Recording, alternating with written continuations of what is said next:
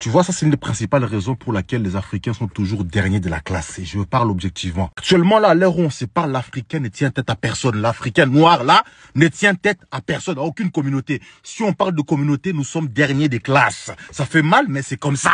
Tu critiques un Africain, il faut aussi dire ce qu'il fait de bien. Comme ça, lui, il va s'attarder sur ce qu'il fait de bien et il va oublier ce qu'il fait de mal. Alors que, justement, quand on critique ce qu'on fait de mal, c'est pour qu'on puisse progresser. Mais c'est pour cela que depuis tout ce temps là-bas, on a des présidents qui font 30, 40 ans au pouvoir parce que quand c'est les élections là-bas, ils donnent un petit sac de riz, un petit sac de pain et on est content. On oublie que les présidents, ça fait 30 ans qu'ils nous fait souffrir. Parce qu'on a dit que tous les restaurants africains dans le monde sont mauvais. La question était simple. Pourquoi les restaurants africains n'ont pas la cote? Ça veut dire qu'on parle des côtés négatifs. Pour cela qu'aujourd'hui, vous pouvez aller en Afrique, piller l'Afrique, faire ce que vous voulez. Tant que vous dites que vous aimez l'Afrique et l'Afrique c'est un beau continent et que vous avez 2, 3 amis africains, c'est bon. Ils vous laissent faire ce que vous voulez. Je dis qu'aucun restaurant africain est bien. Je peux t'en citer 50 des restaurants africains qui sont top. Mais là, c'était pas la question ici.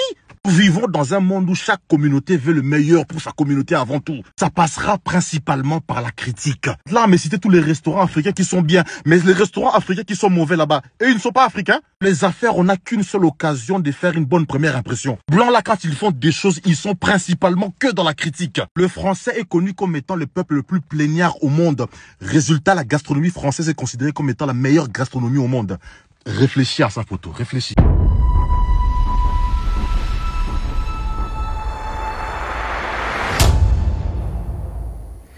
Il faut être dur. Si t'es mon ami, tu dois être dur. Tu peux pas être mon ami et être faible. Je vais me débarrasser de toi. L'appréciation que j'ai à ton égard n'a rien à voir là-dedans. Ça n'a rien à voir. Que je t'aime ou pas, on s'en fout. Est-ce que t'es efficace ou pas?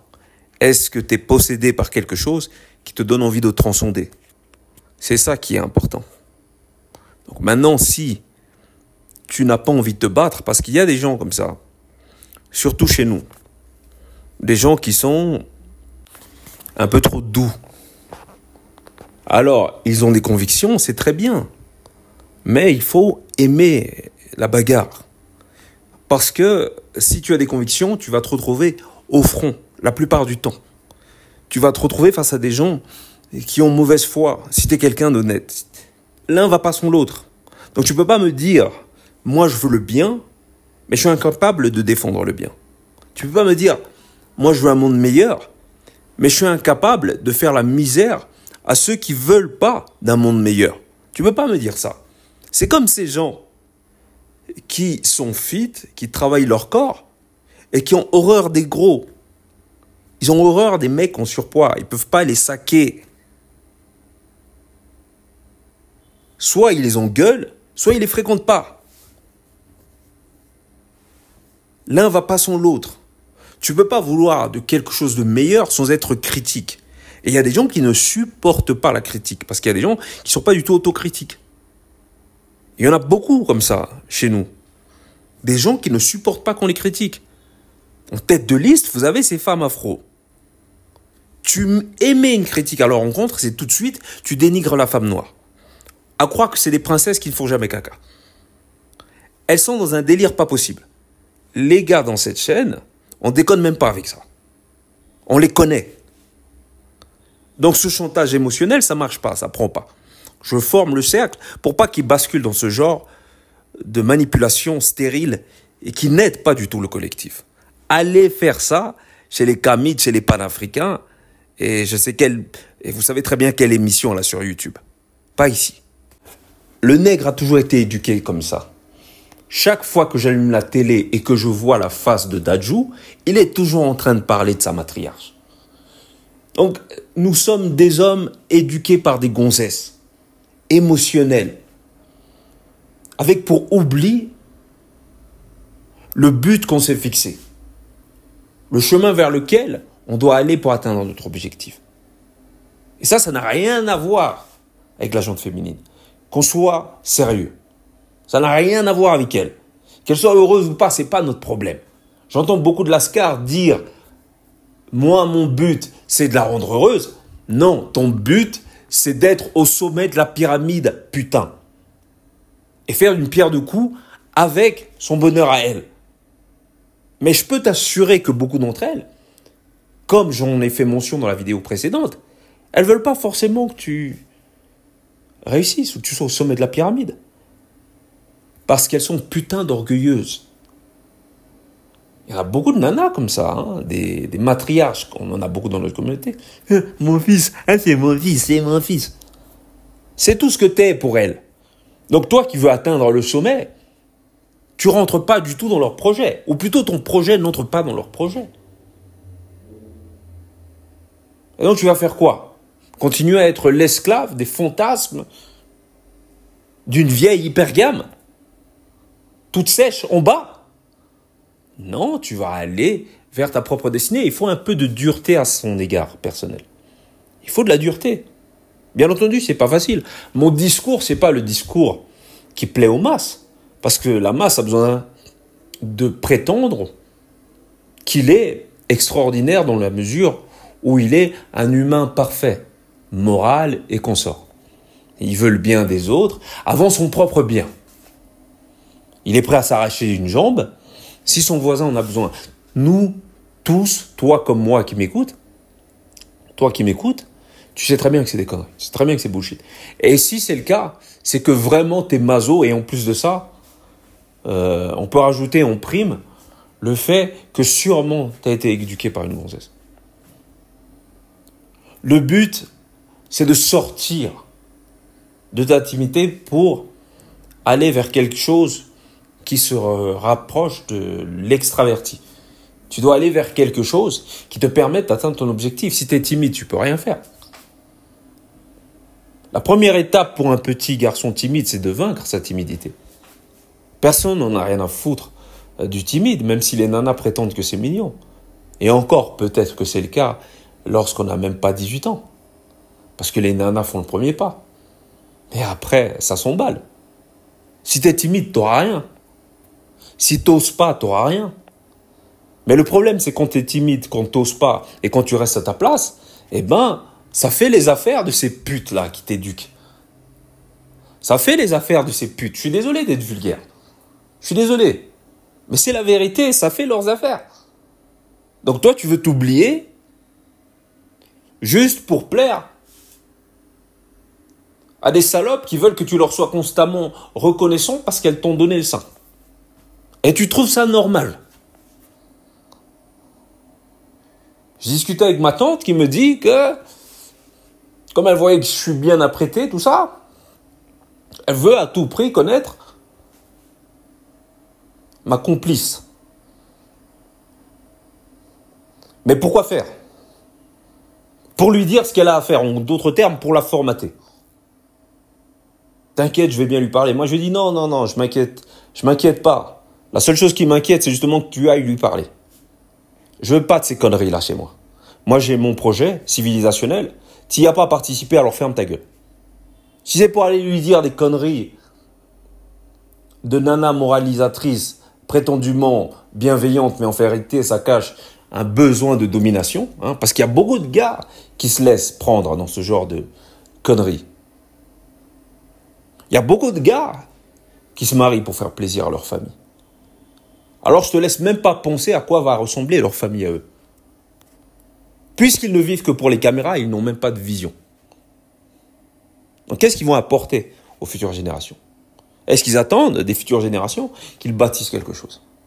Normalement, tu dois dire à ta nana, déconne pas avec ça parce que moi je déconne pas avec ça. Si je suis avec toi, le but c'est justement d'élever des tueurs.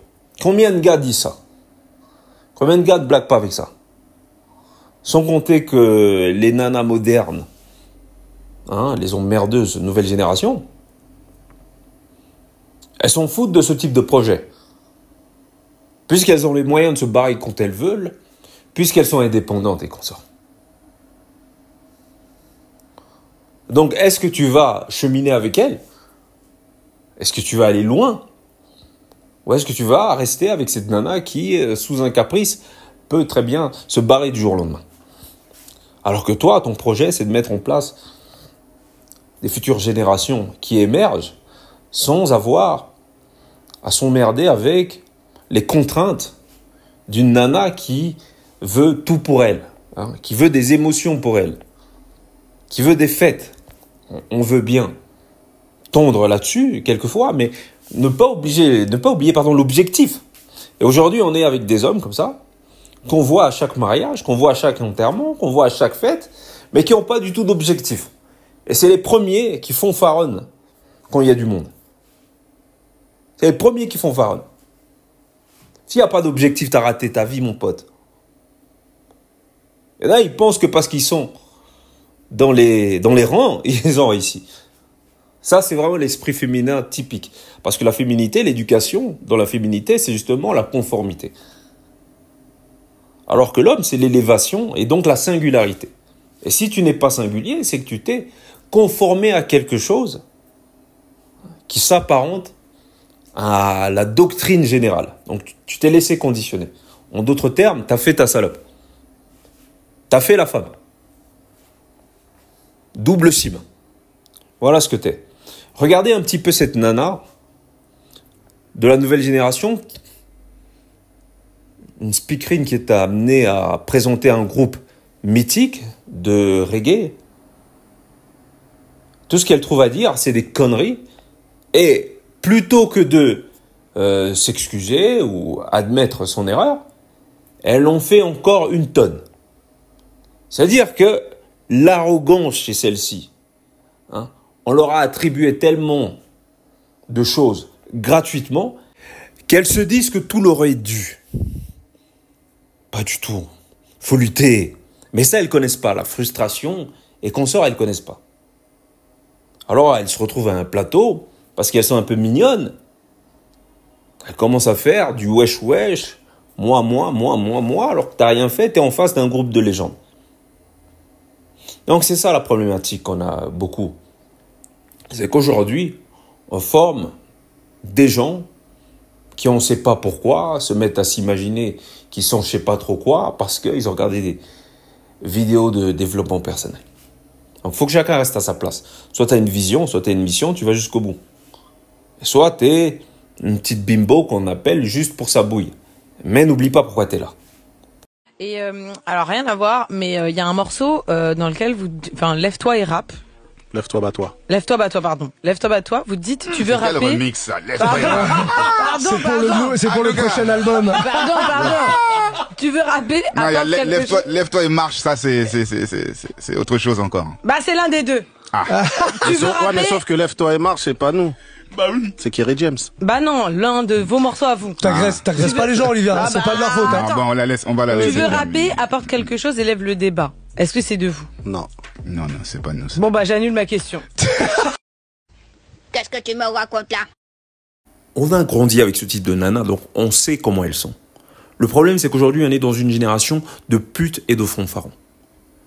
Maintenant, c'est leur problème s'ils aiment fanfaronner. Mais eux, ils y croient réellement.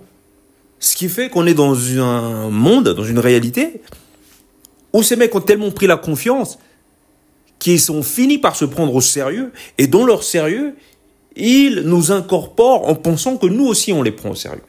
Parce que on rentre pas dans leurs débats stériles, on va pas à leur fête. Une fois qu'on rentre dans leur fête, bien sûr on reste courtois, donc on discute, on rit, on s'amuse, on danse, mais c'est juste dans le cadre de la fête. Alors eux, ils s'imaginent vraiment être les personnes qu'ils sont. C'est-à-dire cette nana-là, par exemple. Je suis sûr que dans sa tête, elle se voit comme une speakerine, et elle se dit, une speakerine de renommée, donc comme quelqu'un d'important. Elle se dit qu'il suffit d'avoir une bonne bouille, il suffit de le vouloir. Et on peut le voir aussi chez des gars. Il y a des gars qui se disent, voilà, il suffit de le vouloir. Non, il faut se battre, il faut saigner, il faut pleurer, il faut se blesser. Il faut aller jusqu'au bout, voir.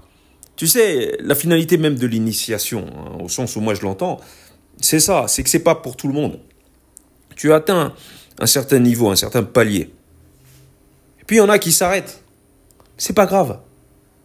Il y en a qui vont continuer. Tu vois? Et ce type de nana là, il y a de fortes chances que ce soit juste une nana qui soit arrivée là parce que elle avait un discours, un baratin, etc. Voilà, c'est le baratin. Que ce soit bien, aussi bien chez les hommes que chez les femmes. Ça, on réussit par le baratin. On est dans le monde de la rhétorique, le monde des bonnes femmes. Avec des gens qui sous prétexte qu'ils ont de la charge, sous prétexte qu'ils parlent beaucoup, sous prétexte qu'ils ont de l'énergie, on va devoir les supporter. Parce que pour elles, ça suffit. Mais pas pour nous, parce que nous, on est exigeants, on attend de grandes choses. Et être exigeant dans leur monde à eux, vous savez c'est quoi? Être exigeant, c'est être compliqué. C'est être chiant. Il faut faire la fête avec les abrutis. Il ne faut pas qu'on évolue. Et d'ailleurs, pire, encore plus pervers, c'est que je me suis rendu compte qu'en fait, ils ne voulaient pas qu'on évolue. C'est-à-dire que lorsque celui qui a quelque chose à apporter apporte la chose qu'il a apportée, ça leur pose un problème. Dans un premier temps, ils prétendent souvent, avec des arguments aussi fallacieux les uns que les autres, qu'on n'a rien à faire là, qu'on n'a rien à dire. Qu'on n'appartient pas à je ne sais pas quel groupe civil ou je ne sais pas quoi. Il y a un mec dans les commentaires là, il a été raconté ça dans ma vidéo précédente. Voilà, il n'est pas crédible. Pourquoi lui il parle? Moi je parle mieux que lui.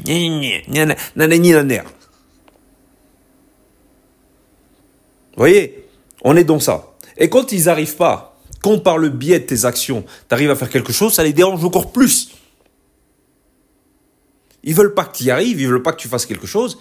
Et quand tu fais rien, ils te pointent du doigt parce que tu fais rien. Et quand tu contredis toutes leurs prédilections, ça les dérange aussi. Ils disent qu'en fait que t'es pas crédible, qu'ils t'ont toujours connu, qu'en fait toi en réalité t'es un bouffon, nanani naner, niveau gamin. Donc tu peux pas être faible quand tu as affaire à des gens de mauvaise foi comme ça. Donc peu importe les convictions que tu as, si tu marches avec des gars comme moi, il faut être dur. Il faut être dur. Il faut pas commencer, un jour tu commences à faire mention de tes prétendues convictions. Le jour où on est face à l'ennemi, je te vois, je bégaye. Là, je te de la liste directe. Bienvenue dans le cercle. Si vos frères noirs, vos sœurs noires, vous disent « Ah, tes cheveux, nanana », dites-vous qu'ils sont colonisés. Leur esprit est colonisé. Toi, tu es en train de te décoloniser ou tu es déjà décolonisé et tu vas te battre pour la communauté et pour toutes les femmes noires. Soyons belles, soyons noires. Faut comprendre que les mots ont du pouvoir. Soit ils peuvent t'encourager, mais ils peuvent aussi te détruire. Changeons de discours. Je suis noire, j'ai pas d'opportunités, j'ai pas de possibilités, je suis moche. Mais frérot, tu vas y croire toute ta vie et tu vas transmettre ça à ton enfant. Et si c'est pas la cahier, sinon on va arrêter avec les frérots là. Nous sommes des warriors. Nous allons changer l'avenir. Nos enfants ne vont pas vivre ce qu'on a vécu. Nos enfants se sentiront beaux comme ça, avec leurs cheveux naturels, avec leur beauté naturelle, leur peau naturelle.